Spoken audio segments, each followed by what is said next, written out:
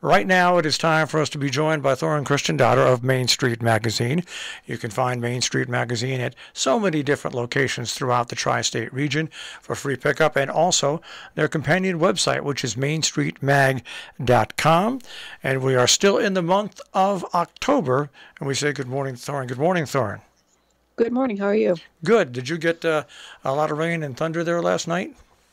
We sure did. I'm still listening to it right now.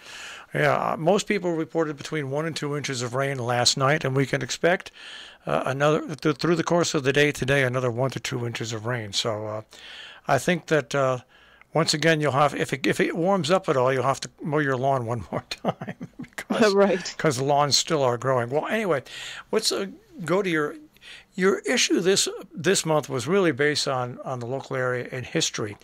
And one story that we really didn't cover, and you have one thing I'll say about your magazine, Main Street Magazine, is the stories that you put in the magazine and that you put online are accompanied with the most stunning pictures. And especially in an issue like this where you're dealing with history, the story is a glimpse inside local history, and you have some absolutely stunning pictures. Thank you. Well, we always try to find pictures, or sometimes our subjects provide fantastic photos. Very few times we have to send a photographer out for photos for the specific story, but a glimpse inside local history is something that Griffin put together from a couple of the local historical societies. So we have to thank the historical societies for their photos that went with this article to support the content of the piece that Griffin wrote here. Well, it's just so interesting, the main photo of it, but then you've got the church steeples, and the photo that I love the most is the Ichabod Crane photo. I wonder if kids still know about Ichabod Crane. I mean, when I was growing up, especially around this time of year, it was certainly always something to discuss, but it was such a, did it happen down in Sleepy Hollow down south of us, or did it actually happen up in Kinderhook? And, I went to Taconic Hill, so we were rivals with Ichabod Crane School, and, so we had a couple of not so nice nicknames for them, but, we always, listened to the lore of it and drove by up in that area where supposedly the Headless Horseman went there and here. And so I would imagine the kids today know of it. I don't know if they realize, it's supposed to have happened in our area, but I hope they do.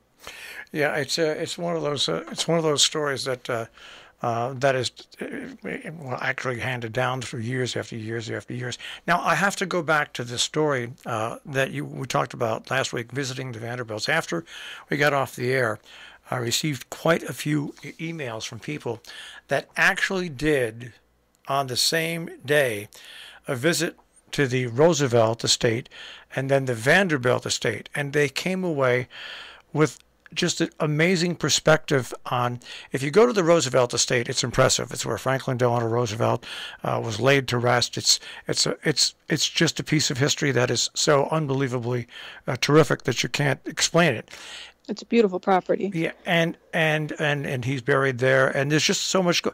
But then when you go to the Vanderbilt Mansion, it is totally different. It is like you are in a different country.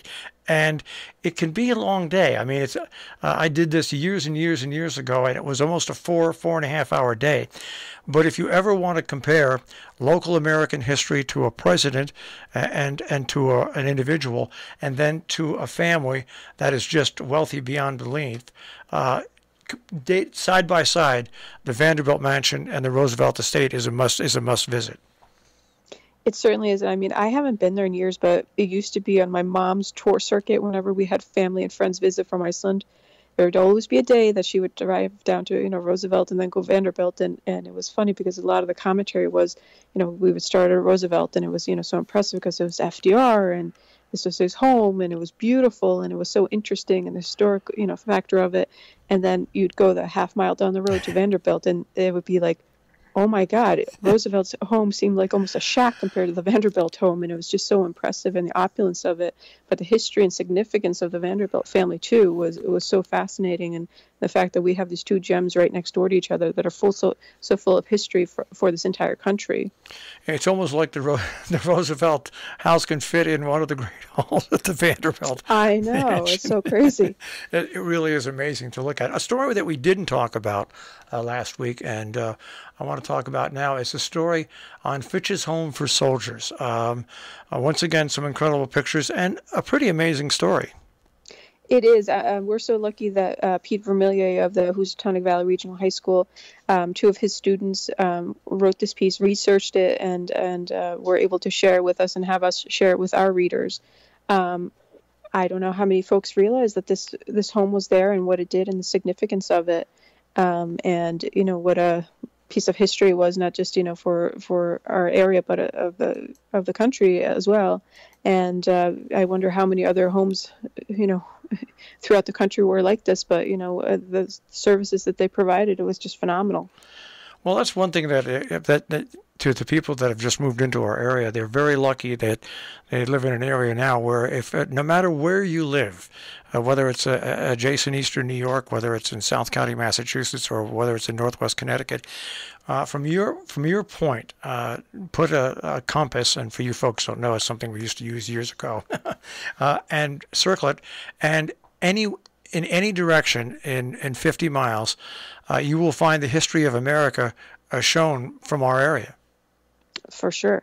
And I mean, you and I have, through the years since we've been doing this, have numerously talked about different things that, are a little snippet of time and space and significance, but the ripple effect of it has been significant for this country. I mean, just like, when we were talking about the national parks last week, the ones here in our area, what a bigger significance they had. The fact that FDR here, lived here, and I think we're just lucky that we're so full of history and major significance for the ripple effect, if you will.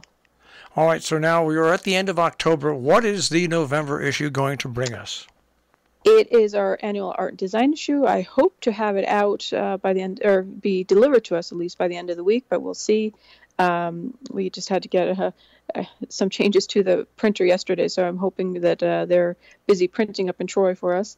But that's our art and design issue, where we try to focus on, we brush it with a wide stroke, that topic. And so there's a little bit of everything in there, and we're pretty excited about the issue. We have some, interior design, some photography, some, art, sculpture, so a little bit of everything. Well, it's interesting because also in our area, when you talk about interior design, art, and sculpture, we're in an area that not only gives us a history, but gives us the incredible talents of so many famous designers and artists and sculptors. It's amazing. It just blows my mind. Like, for example, one of the pieces that is in this coming issue, Regina wrote a piece about Opus 40. I don't know, you probably are aware of it because it's across the river where you spend so much time.